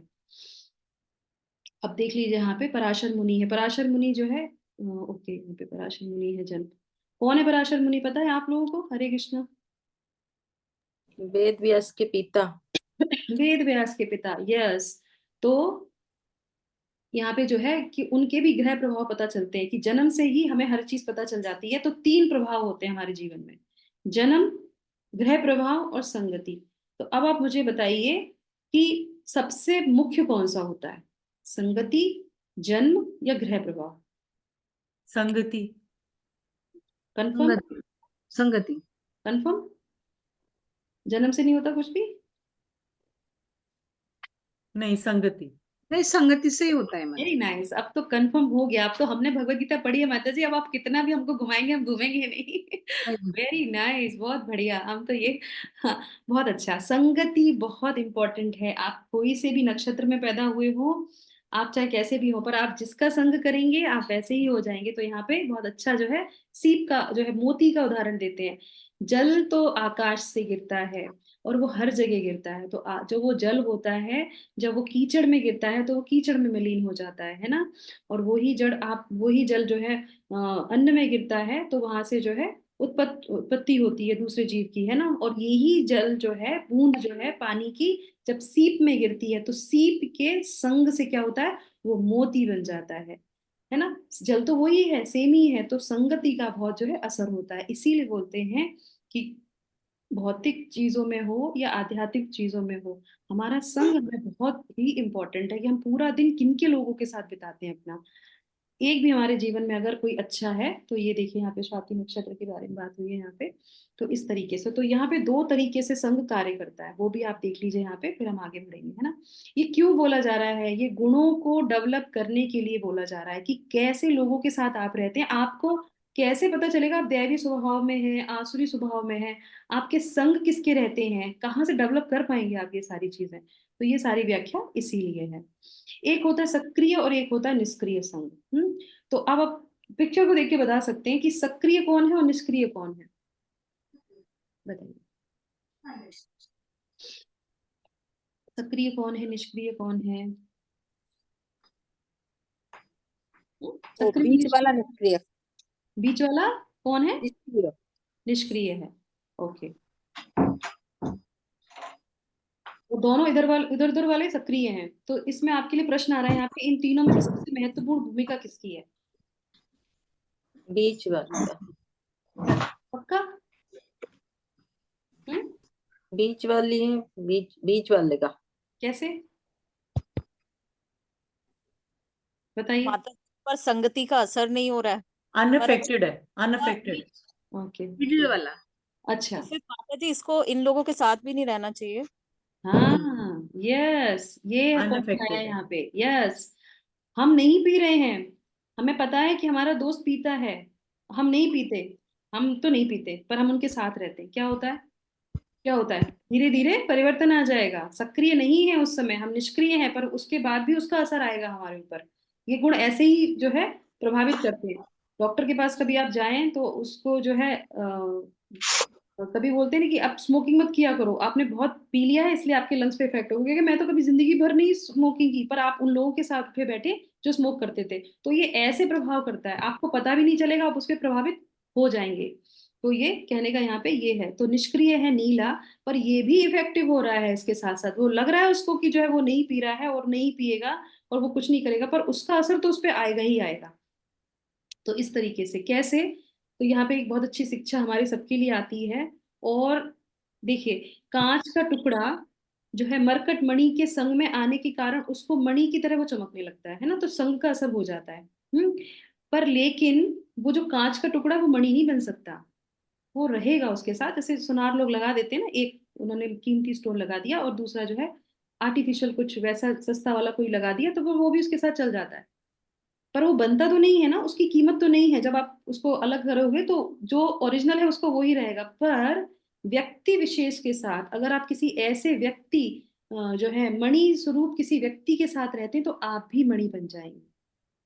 तो ये जो है पावर होती है किसी का संग करने की। तो आध्यात्म में जब आप किसी अच्छे संत के साथ रहते हैं, जो आध्यात्म में आगे बढ़ रहे हैं, आप उनके साथ रहते हैं, तो आप भी वैसे ही बन जाएंगे थोड़े दिनों में।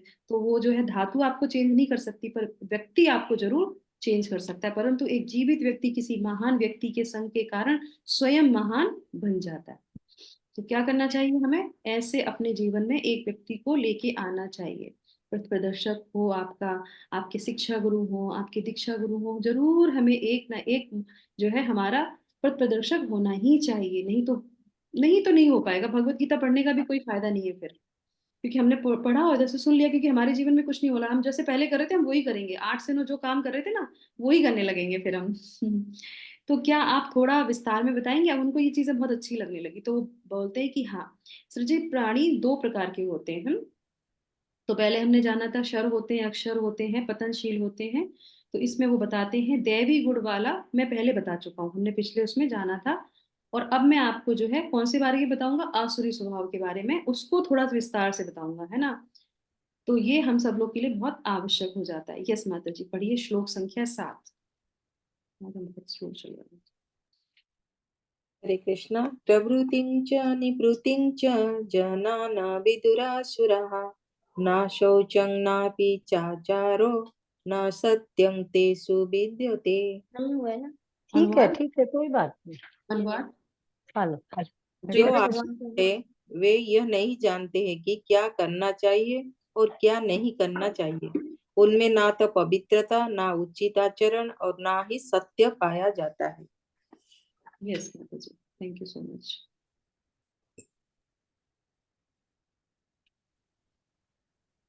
तो देख लिया आप, यहाँ पे हम जो है दो लोगों का जो है यहाँ पे धर्म और अधर्म का जो है तुलना कर सकते हैं, किस तरीके से जो है एक बिल्कुल अधर्मी था और एक जो है धर्मी था। ठीक है, तो इसके अंदर क्या चीज नहीं पाई जाती है? पवित्रता, उचित आचरण और सत्य, ये तीनों ही इनके अंदर नहीं होती। किसके अंदर नहीं थे ये? पवित्रता किसके अंदर नहीं थी? दुर्योधन के अंदर नहीं थी। उचित आचरण, उसने कोई भी उचित आचरण किया ही नहीं।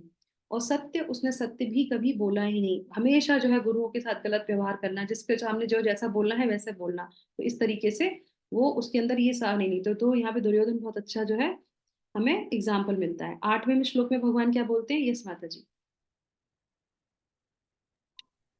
असत्यं प्रतिष्ठन्ते जगदाहुरनिश्चरम् अपरस्परसम्भूतं किमन्यत् कामहेतुकम्। वे कहते हैं कि यह जगत मिथ्या है। कौन कहता है? जो आसुरी स्वभाव जिनके अंदर होता है, वो यही बोलते हैं कि ये सब कुछ मिथ्या है, सब कुछ झूठा है, और इसका कोई आधार नहीं है, और कोई भी ईश्वर होता ही नहीं है। हम तो किसी ईश्वर को नहीं मानते। तो अगर कोई ऐसा व्यक्ति है, या हम जो ईश्वर को अगर नहीं मानते हैं, तो हमें मान लेना चाहिए भगवत गीता के अकॉर्डिंग कि हम जो है आसुरी स्वभाव में हैं। हमें कोई भी जो है अच्छे गुण नहीं है। अब चाहे कोई व्यक्ति कितना भी अच्छा क्यों ना हो, पर भगवत गीता के अनुसार वो व्यक्ति अच्छा नहीं है। यदि वो ऐसा सोचते हैं तो वे पाप कर्म करने से नहीं डरते होंगे, है ना। तो वो कहते हैं कि हाँ, वे आत्मज्ञान खो चुके हैं, उन्हें आत्मा का कोई ज्ञान ही नहीं होता है, तो वो खो चुके होते हैं, और इसी कारण से वे अनुपयोगी एवं भयावह कार्य करते हैं। ऐसे ऐसे कार्य करते हैं जो बहुत भयावह होते हैं, जिससे संसार का विनाश होता है। जैसे कि भगवान को मत मानना, अपनी शक्तियों को मानना। और कभी कभी तो क्या होता है कि लोग ऐसी ऐसी चीजें बना देते हैं, कहते हैं हमारे देश की रक्षा होगी। जैसे कोई मिसाइल बना दी, कुछ कुछ कर दिया, उससे होगा क्या? जब लड़ाई होगी तो हम उस पर दाग देंगे, वो भी मरेंगे, हम भी मर जाएंगे, और कई सालों तक, कई उस तक जो है वहां पे कुछ पनपेगा ही नहीं। तो ये क्या है? ये अच्छी चीज है? ये अच्छी चीज तो नहीं है। तो इस तरीके से कि हमें यहाँ पे समझाया जाता है ऐसा कार्य करने की प्रेरणा कहाँ से मिलती है। जो इन लोगों को जो प्रेरणा मिलती है, ये कहाँ से इनको ये सारी चीजें आती हैं उनके अंदर? तो वो कहते हैं कभी ना संतुष्ट होने वाली कामनाएं, जो इच्छा होती है वो इतनी प्रबल हो जाती हैं, वो प्रबल होते होते होते होते उनको ये सारी चीजें वहां से डेवलप होने लगती हैं। अब आ जाते हैं यहाँ पे श्लोक संख्या 10 और 11 में। तो यहाँ पे विषय बताया गया है और उनके बारे में, उनका मनोभाव, स्वभाव, जो प्रवृत्ति है उसके बारे में बताया जाता है। ठीक है, तो प्रवृत्ति और आचरण जो है श्लोक संख्या 10 में जो है बताया गया, और उसका मनोभाव जो है वो। तो यहाँ पे आप देख सकते हैं श्लोक संख्या 10 से लेके 15 तक जो है व्यवसाय धन कमाने पर सोच। यस माता जी, कोई पढ़ सकता है इसको श्लोक को? तो हम इसको देख लेते हैं। ओके, तो ये पढ़ लेते हैं, इससे हमें समझ में आ जाएगा। 10 में वो बता रहे हैं कि प्रवृत्ति कौन सी होती है। तो प्रवृत्ति उनकी ऐसी होती है कि क्षण भंगुर के प्रति आकर्षित होते हैं, ऐसी छोटी छोटी चीजों के प्रति, जो नष्ट हो जाएगी, विनष्ट हो जाएगी, उसके प्रति जो है वो आकर्षित हो जाते हैं। और आचरण कैसा करते हैं? अपवित्र आचरण होता है उनका। और उसके बाद जो है मनोभाव क्या होता है? तो मनोभाव में देखेंगे कि वो उनका बस एक ही उद्देश्य, उद्देश्य क्या, मेंटेलिटी उनकी क्या होती है कि बस खाओ पियो, जिंदगी अपना जियो, थोड़े दिन की जिंदगी है, आइसक्रीम की तरह है, पिघल तो रही है, उससे पहले ही खा लो। तो इस तरीके से वो अपनी जिंदगी को जीना चाहते हैं। अच्छा खाओ पियो, रहो सुख से, इंजॉय करो बस, फालतू और चीजों में जाना नहीं है, इस्कॉन इस्कॉन जाने की कोई आवश्यकता नहीं है। व्यवसाय क्या होता है? तो जब हमें आसक्ति ज्यादा होगी, इच्छाएं ज्यादा होंगी, हम चाहेंगे कि हमारे पास छोटी सी कार है उससे हमारा तृप्त नहीं हो रहा है तो हम BMW लेना चाहेंगे, तो क्या होगा, शॉर्ट चीजें देखेंगे कि कैसे भी करके अच्छा धन कमा लें, और उससे वो गलत संगति में जाते हैं, गलत तरीके से धन कमाते हैं, गलत गलत तरीके वो ढूंढते हैं जिससे कि वो कई जगहों से वो धन संग्रह कर लें और अपनी इच्छाओं को तृप्त कर लें, है ना। बैंकॉक जाए, हांगकांग जाए, जहां पे भी जो जाना है, बस पैसा होगा तभी तो कर पाएंगे ये सारी चीजें। तो ये इस तरीके से वो अवैध तरीके से धन कमाने का प्रयास करते हैं, और धन कमाने की सोच ऐसी योजनाओं में से और अधिक धन कमाओ, तो ये पूरा मिला के वो उनका कॉन्सेप्ट ऐसा ही हो जाता है। ये सब किसके बारे में बताया जा रहा है, ये सब आसुरी स्वभाव वालों के बारे में बताया जा रहा है। अवैध कार्य करने पर उन्हें पश्चाताप नहीं होता, कभी उनके मन में ऐसी गिल्टी नहीं आती कि वो जो ऐसी चीजें कर रहे हैं, तो वो कहते बिल्कुल नहीं, उन्हें गिल्टी भी नहीं होती है, और दूसरी बात वो जो है वो हमेशा वो सही होते हैं, वो दूसरा वाला ही गलत है, मैं बिल्कुल सही हूँ जो मैं जाना हूँ, क्योंकि वो कहते हैं कि तुमको नहीं पता हमको पता है, ऐसा ही होता है, ऐसे ही रहना चाहिए। वो उन्हें तो अनेक प्रकार की चिंताएं भी सताती होंगी, चिंताएं सताती होंगी ऐसे व्यक्ति को, आप बताइए। नहीं माता जी, कोई चिंता नहीं होती होगी इनको। नहीं, पक्का। नहीं, होती है, बहुत चिंताएं होती है। डेफिनेटली होंगी, जब इतना दिमाग इधर उधर लगा रखा होगा तो चिंताएं नहीं होंगी, चिंताएं तो अवश्य होंगी। गलत तरीके से धन कमाएंगे तो कहाँ से नींद आएगी आपको, अच्छे से आएगी, आ ही नहीं सकती है। चिंता तो उसको नहीं होती है जो बिल्कुल भगवान पे सरेंडर होता है, उन्हें कहा है ही नहीं हमारे घर में चुराओगे क्या तुम। जो है भगवान का है, आराम से सो जाओ। तो इस तरीके से जितने ज्यादा बोलो ना, वो व्यक्ति जो है अपने जीवन को कठिन बना लेता है ना। वो कौन से थे अभी जो जिनको बैंकरप्ट हो गए और सब सब चला गया, मैं तो नाम भूल गई, छोड़ो, उनका नाम लेने की जरूरत नहीं, पर ऐसा होता है कि वो, और उसमें भी वो यही चाहता रहता है कि बस मैं कैसे, एक व्यक्ति था मुझे अभी याद आई, वो कहता था, उनसे एक अच्छे व्यक्ति ने बोला कि तुम ये शराब मत पियो, इसको पीने से तुम नरक में जाओगे। तो वो कहता है कि तो मेरे तो बड़े भाई भी जो है शराब पीते हैं, वो तो बोले वो भी नरक में जाएंगे। बोले मेरे तो पिताजी भी पीते हैं, तो बोले वो भी नरक में जाएंगे। तो बोले मेरा तो दोस्त है वो भी पीता है, तो बोले वो भी नरक में जाएगा। तो बोले तो फिर दिक्कत किस बात की है, टेंशन ही नहीं है, हम सब लोग नरक में जाएंगे तो नरक में जाके दारू पी लेंगे, हम वहां पे जाके एंजॉय कर लेंगे। तो उनको तो समझ में आया नहीं क्या होता है नरक में जाना, बस एंजॉय करना है। तो इस तरीके से उनका जो है ये रहता है, उनकी गति क्या होती है ना। तो ये बहुत इंपॉर्टेंट है कि वो भगवान क्या कहते हैं, शिला प्रभुपाद क्या कहते हैं, कि वो जो है राजमार्ग पे होते हुए नरक के द्वार पे जाते हैं। तो इस तरीके से वो नरक में जाते हैं, और घोर कष्ट और दंड का स्थान जो है वो नरक बोला जाता है। नरक के बारे में अगर आप कभी पढ़ लेंगे तो आपको उस रात में नींद नहीं आएगी, श्रीमद् भागवतम में बताया गया विस्तार से। तो मैं अभी, हमारे संडे को हमारी कुकिंग थी, तो हम लोग उसमें हमारे मेन्यू में क्या था, पकौड़ा बनाना था, तो हम लोग पकौड़ा तल रहे थे। जब पकौड़ा तल रहे थे तो मुझे श्रीमद् भागवतम की याद आ गई। मैंने कहा क्यों भगवान ने पकौड़ा बोला कि पकौड़े की तरह तला जाता है, पूरी क्यों नहीं बोली, क्योंकि जब हम पकौड़ा तल रहे थे तो हमें समझ में आया कि पकौड़ा बहुत देर में सिकता है, इसको कभी फ्लेम कम करो, कभी तेज करो, और ऐसे डालो, इसको बहुत देर तक करते रहो, क्रिस्पी निकलेगा। पूरी में क्या है, पूरी डाली और फटाफट निकले, हमने कहा पकौड़े की तरह ही तला जाएगा, तो गलत काम करेंगे तो कढ़ाई में डाल के पकौड़े की तरह तल के जो है भेजा जाएगा। तो वो ऐसा स्थान है जहाँ पे वो प्रवेश करते हैं। कभी कभी ये लोग यज्ञ इत्यादि धार्मिक कार्य भी करते हैं, हाँ करते हैं ये लोग। और ये किस लिए करते हैं, वो सिर्फ दिखाने के लिए करते हैं ना। हमने क्या जाना था कि दंभ अहंकार जो उनके अंदर होता है उसकी वजह से वो करते हैं, वो दिखाना चाहते हैं हमारे पास इतना धन है और हम देखिए अच्छे से जो है कर सकते हैं, तो बस दिखाने के लिए वो सारी चीजें करते हैं। किसी विधि विधान का पालन नहीं करते, वो किसी नियम को फॉलो नहीं करेंगे, कोई भी नियम उनके जीवन में फॉलो नहीं कर सकते, वो जो अपना उनका खुद का नियम है वो ही करेंगे वो।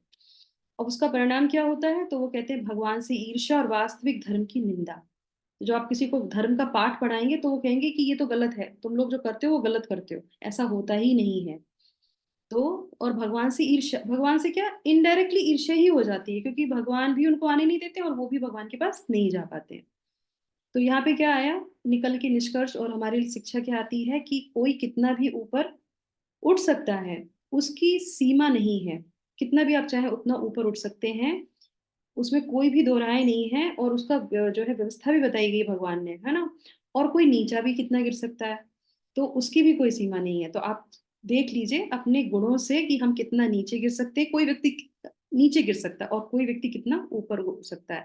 तो स्वभाव तो अलग अलग हैं, पर हमें ये देखना चाहिए कि हम चुनाव किसका कर रहे हैं। स्वभाव और चुनाव, तो हमने किसका चुनाव किया, कौन से गुणों का चुनाव हमने किया। तो चुनाव हमारा है कि हम किस दशा में आगे बढ़ना चाहते हैं। तो अगर ऊपर बढ़ना चाहते हैं तो दैवी गुणों को हमको जो है चुनना चाहिए, और अगर हम नीचे गिरना चाहते हैं और गिर ही रहे हैं तो उससे हमें बचना चाहिए। उसके बाद आ जाते हैं हम अगले अपने उस पे, कि यह जानकर तो कोई भी इन दुर्गुणों को त्यागना चाहेगा, क्या करना होगा उनको। कितना अच्छा जेन्युइन क्वेश्चन है, कि इसे सुन के तो किसी के मन में भी चेंजेस आ जाएंगे, है ना। ये अध्याय पढ़ने के बाद अगर वाकई में हम अपने आप का दर्पण देख सकते हैं तो हमें आज ही तुरंत ही इस पे एक्शन करना चाहिए। और अगर हम नहीं करते हैं तो हम कौन हो गए, हम फिर जो है आसुरी स्वभाव के हो गए। क्यों, क्योंकि हम उन्हीं में ही रहना चाहते हैं। जैसे हमने कल भी आपको बताया था कि वो अपनी स्थिति से उठना ही नहीं चाहते। तो वो कहते हैं कि 3 चीजों से हमेशा बचना चाहिए। अब आप मुझे बताइए यहाँ पे कौन सी 3 चीजों की बात की जा रही है। ये पुरानी चीजें हैं, हम पहले भी पढ़ चुके हैं, इसमें भगवत गीता में कुछ भी नया नहीं है, बस एड ऑन होता चला जा रहा है। बताइए कौन सी 3 चीजें हैं जिससे हमें बचना चाहिए। थोड़ा थोड़ा शायद कोई अहंकार, बता सके। काम, क्रोध और लोभ। यस, इस अध्याय में बताया गया है। Yes, very nice. आप लोग भगवत गीता खोल के बैठे हैं, बहुत अच्छी बात है। तो क्या है यस, भगवत गीता में से ही तो है ये सारा। तो वो क्या है, देखिए स्क्रीन पे, काम, क्रोध और लोभ, ये बहुत बड़े शत्रु हैं। तो इससे अगर आप बचेंगे तो फिर आप जो है चीजें कर सकते हैं, नहीं तो ये आपको हमेशा गटर में ही लेके जाएंगे। तो काम, क्रोध और लोभ, है ना। तो ये कैसे कार्य करता है, इसको भी हमने पहले जान चुके हैं हम लोग, कैसे कार्य करता है बताइए। तो यहाँ पे पहले कुछ आप लोगों के लिए है, यहाँ पे आप देख सकते हैं, ये दरवाजों का उदाहरण दिया हुआ है कि कोई भी दरवाजा है, दरवाजों का बहुत सारा उदाहरण है, इसको आगे बढ़ा देते हैं। घर में जहां से घर में प्रवेश करते हैं उसको क्या कहते हैं, ऑब्वियस सी बात है, दरवाजे को ही कहते हैं, द्वार ही कहते हैं। ओके, कई तरह के द्वार है, तो यहाँ पे आ जाते हैं मेन पे हमें द्वार। तो ये 3 द्वार बताए गए, ठीक है। अगर आपके पास ये गुण हैं, ये आपके अंदर हैं, अगर आपने इस पे कंट्रोल नहीं कर पाया तो आप इन्हीं के द्वारों में अंदर प्रवेश कर जाएंगे। और ये किसके हैं, ये नरक के द्वार हैं 3। इन द्वारों से हम नरक में ही जाएंगे, काम से भी नरक में जाएंगे, क्रोध से भी नरक में जाएंगे, और लोभ से भी नरक में जाएंगे। तीनों हमको नरक में ही प्रवेश करते हैं, है ना। राजमार्ग जो है, बढ़िया सा गेट बना के रखा है, उससे हम अंदर प्रवेश कर जाते हैं। ये कैसे कार्य करता है, कैसे कार्य करता है, कोई बता सकता है किसी को अगर याद है तो। काम, क्रोध, लोभ कैसे कार्य करता है। काम से शुरू होता है, पहले भी व्याख्या हो चुकी इसकी। हमारे अंदर कोई इच्छा, डिजायर हुई है ना उसको करने की, अब उसको जब नहीं हो पाता है वो कार्य, तो क्या आता है बताइए। हमें कोई मन हुआ, हमने पहले बताया था आपको, अपना अपना खुद का बुद्धि बुद्धि भ्रष्ट हो जाती है, बिविल्डरमेंट हो जाती क्रोध आता है, क्रोध क्रोध आता है। आता है। है। हाँ, हाँ, क्रोध हमारी आएगा। कोई इच्छा पूरी नहीं हुई तो हमें क्रोध आ गया, हाँ, अरे हमने क्रोध ऐसा आएगा। नहीं था। हाँ, वेरी नाइस मधुरिमा जी। तो क्रोध आएगा, और अगर वो इच्छा पूरी हो गई तो क्या होगा, लोभ। लोभ बढ़ लोभ। जाएगा। लोभ लोभ हाँ, लोभ। ठीक है, क्योंकि अभी हमें यही नहीं पता होती इच्छा करनी कौन सी है। ये इच्छा की वजह से तो हम यहाँ पे आए हुए हैं। तो इच्छा पूरी हो गई तो हमारा क्या, लोभ बढ़ जाएगा। और अच्छा, इच्छा पूरी नहीं हुई तो क्या हो जाएगा, क्रोध बढ़ जाएगा, क्रोध आ जाएगा, ठीक है। पूर्ति होने पर जो है अपोजिट है, पूर्ति होने पर जो है लोभ होता है, और पूर्ति ना होने पर क्रोध होता है, ठीक है। और इन दोनों से ही क्या होता है, मोह होता है।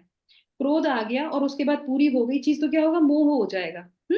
मोह हो गया, और मोह फिर क्या होता है, मोह फिर आगे हमें मद ले जाता है। मोह से हमें क्या आता है, मद आता है ना। और मद से हमें क्या आता है, मद मतलब अभिमान आ गया।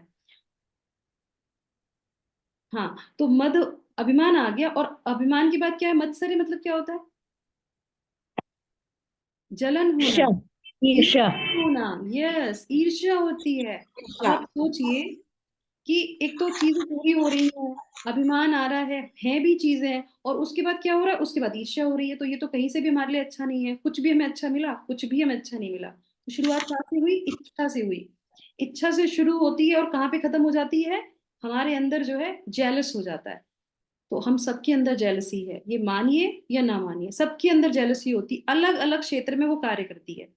किसी को किसी की पदवी से जेलसी है, किसी को किसी के रूप से जेलसी है, किसी को किसी के धन से जेलसी है, किसी को किसी की वाणी से जेलसी है, किसी के परिवार से है, किसी के जो है एजुकेशन से है, किसी कोई भी चीज छोटे से ही होता है, तो वो जो है बढ़ते बढ़ते बढ़ते बढ़ते पूरा हो जाता है और वो कंट्रोल से बाहर आ जाता है और वो दिखने लगता है आपके स्वभाव में। आप अप्रिशिएट ही नहीं कर सकते। अगर किसी को, ये बहुत प्रैक्टिकल बता रही हूँ मैं आपको, अगर आपको किस अपना जेलसी है, किसी से आप जेलस करते हैं तो तो आप उसको, फेस तक आ जाता फेस तक है। आता है, हाँ। फेस तो is the index of mind ना, तो फेस आएगा, तक आ जाता हाँ फेस पे आएगा, उसकी वाणी पे आएगा।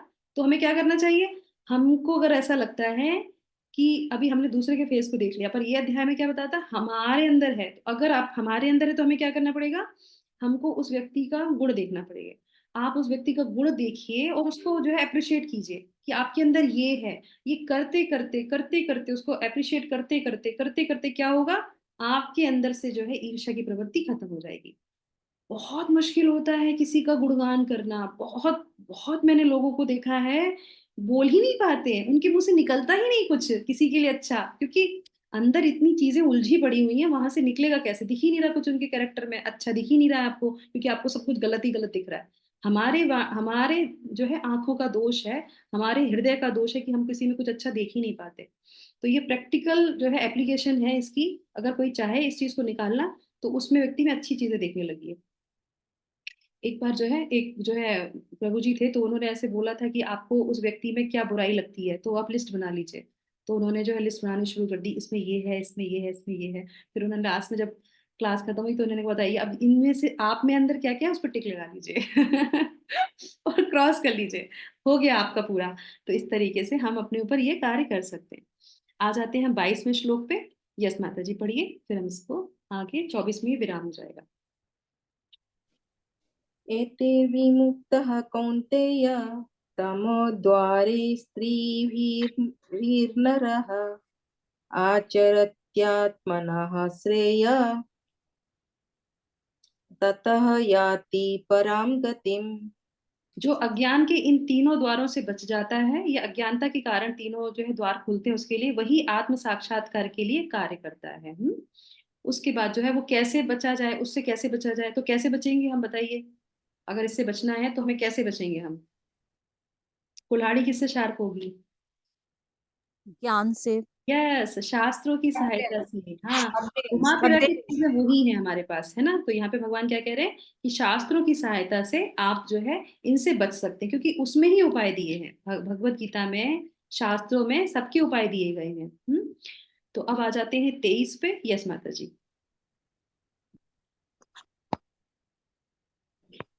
यः शास्त्रविधिम् उत्सृज्य वर्तते कामकारतः नाशः सिद्धिम् अवाप्नोति न सुखं न परां गतिम्।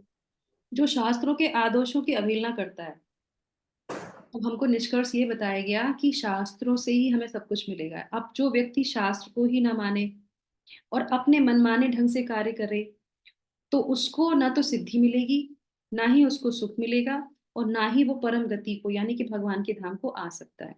तो कहाँ पे कंक्लूजन निकल के आता है? शास्त्र पढ़ना अति आवश्यक है। जो हम ये पाठ कर रहे हैं, भगवान की बहुत असीम कृपा है कि हम 18 दिन से लगातार इसको पढ़ने का प्रयास कर रहे हैं, समझने का प्रयास कर रहे हैं, और हम में दैवी गुण हैं, इसीलिए हम इसको एक्सेप्ट कर रहे हैं। और पढ़ने के बाद भी अगर इसमें से जो भी पॉइंट भगवान ने एक एक चीजें जो बोली हैं उसको यथारूप अगर हम लेते हैं, समझते हैं, अपने जीवन में लाते हैं, तो ही हमारे लिए ये सारी चीजें सिद्ध हो पाएंगी, तो ही हमको सुख मिलेगा। जैसे अर्जुन जो है दुख में थे, और वो इसीलिए जो है संताप से बाहर आते हैं, क्योंकि वो भगवान को एक्सेप्ट करते हैं, और जो भी भगवान उनको समझाते हैं वो उसको लेते हैं। तो हम अगर हम ऐसा करेंगे तो ही हम इस चीज से बाहर आ सकेंगे, है ना।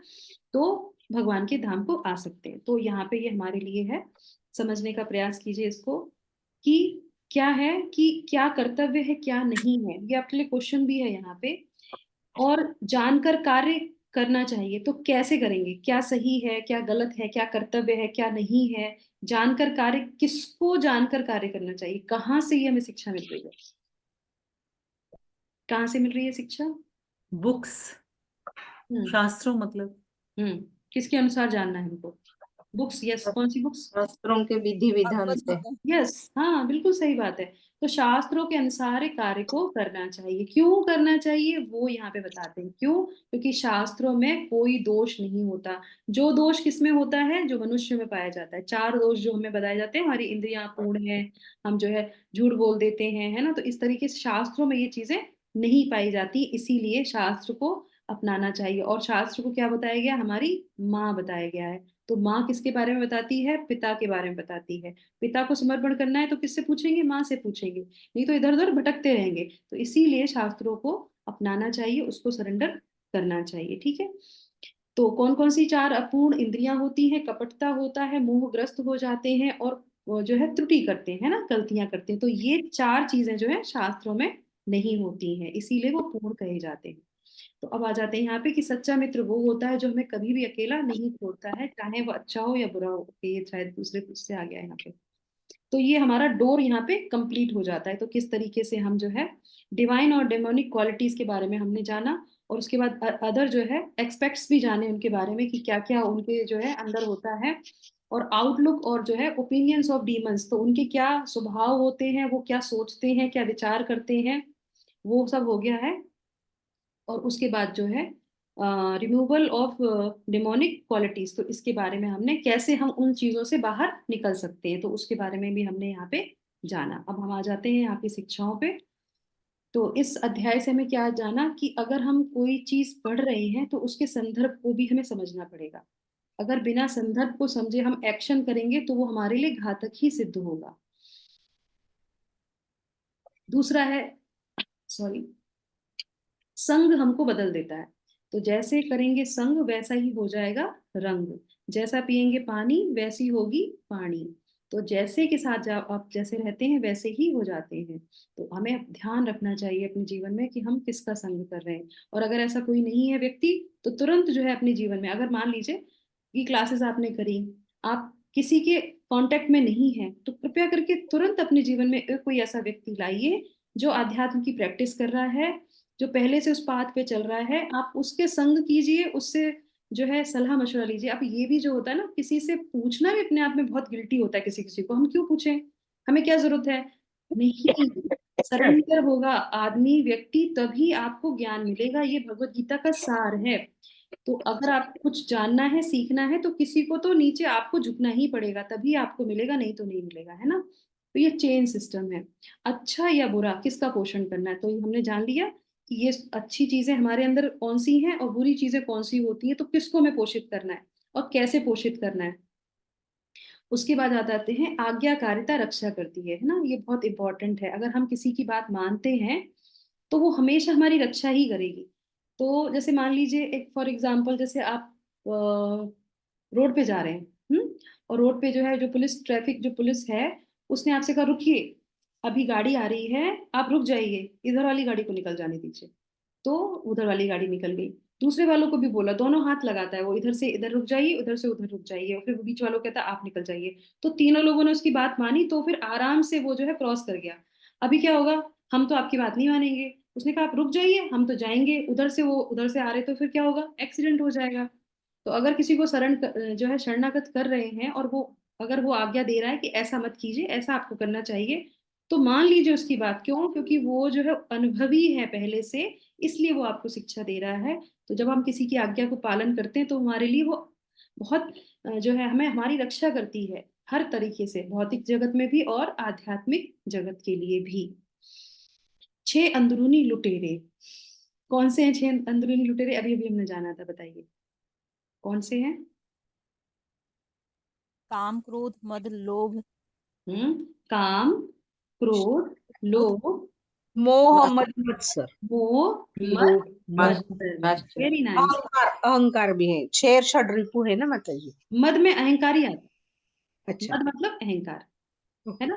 फिर से बोल दीजिए, फिर याद आ जाएगा। यस, काम, क्रोध, क्रोध, मोह, लोभ, मद लोभ, मत्सर, लोभ, मद, मोह, मद मत्सर। मद, मत्सर हो गए 6। तो ये याद, षड यस, षड ये रिपु याद है। रखिए। ये 6 अंदरूनी लुटेरे हैं।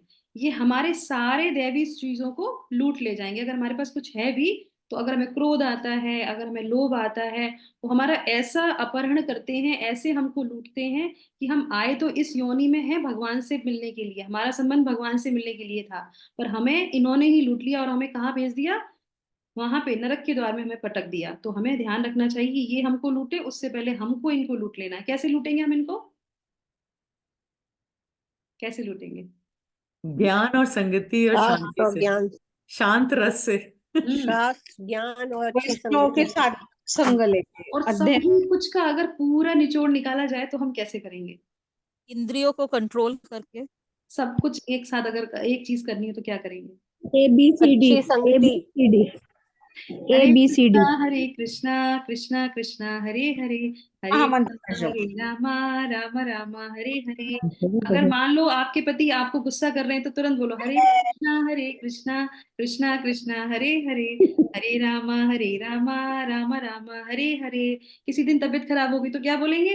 हरे कृष्णा कृष्णा कृष्णा हरे हरे, हरे रामा रामा रामा हरे हरे।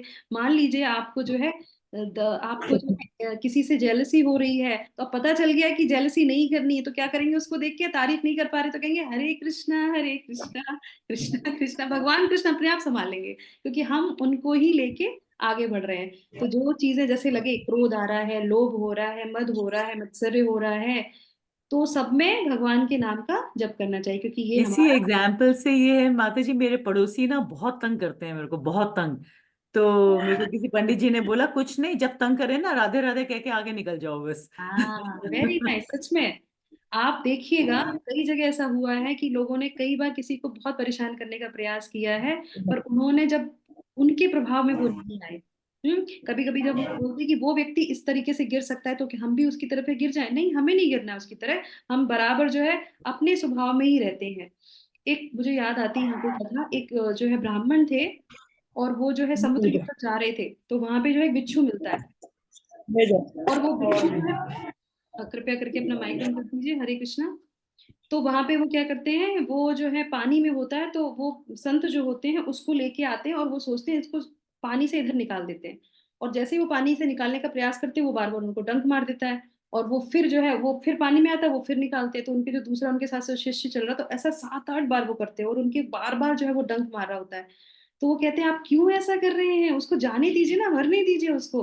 तो वो कह रहे हैं कि वो बिच्छू होके अपना स्वभाव नहीं छोड़ रहा, तो मैं तो संत हूँ, मैंने तो ये प्रण ले रखा है कि मैं तो दूसरों का उद्धार करूंगा, तो मैं अपना स्वभाव कैसे बदल दूं? इस बिच्छू के लिए मैं अपना स्वभाव थोड़ी ना बदलूंगा। तो हमें कोई कितना भी कुछ भी बोले, हमारा अपना स्वभाव, हमें उस स्तर तक नहीं गिरना है। तो क्या है, भगवान का नाम लीजिए और वहां से आराम से निकल जाइए। थोड़े दिन, 2-3 बार और जब भगवान का नाम लेंगे तो फिर वो खुद ही छोड़ देगा कि इस पे कोई फर्क नहीं पड़ता, आप छोड़ दो, अब कितना परेशान करेंगे, परेशानी नहीं होते हैं, है ना। तो इस तरीके से ये हमारा हो जाता है। तो शायद लास्ट में मैंने कुछ लिखा था यहाँ पे आप लोगों के लिए। आप लोगों के लिए क्या है, ये मेरे लिए ही है वैसे तो। हम्म तो यहाँ पे क्या है, हाँ, तो हाँ, तो ज्ञान का नियम क्या है, शास्त्रों के द्वारा हम जो है तत्व को जानते हैं और जीवन में हमें उसको उतारना चाहिए। दो चीजें बहुत जरूरी, जो हमें ज्ञान मिला है शास्त्रों से, उसको हमें जानना भी है, प्लस हमें अपने जीवन में उतारना भी है। और सिर्फ उतारना ही नहीं है, हमने मान लिया कि भगवान है और जो है विष्णु तत्व को समझ गए, सारी फिलॉसफी को समझ गए, है ना, और अपने जीवन में उतारे, तो उसके बाद फिर वो जो है भगवान की सेवा में उसको लाना भी चाहिए। ठीक है, और अगर ऐसा करते हैं तो हमारा जीवन जो है जरूर बदलेगा। और उसका सार क्या है, उसका सार जो है, किसी हमें पथ प्रदर्शक की जो है बहुत आवश्यकता है, हमें अपने जीवन में एक पथ प्रदर्शक को अवश्य ही लेके आना चाहिए।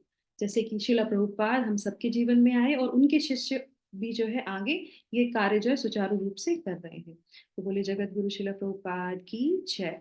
हरे Krishna Krishna Krishna Hare Hare, Hare Ram Hare Ram Ram Ram Hare Hare. Thank you so much. Hare Krishna, सभी लोगों का हरे धन्यवाद। कृष्णा।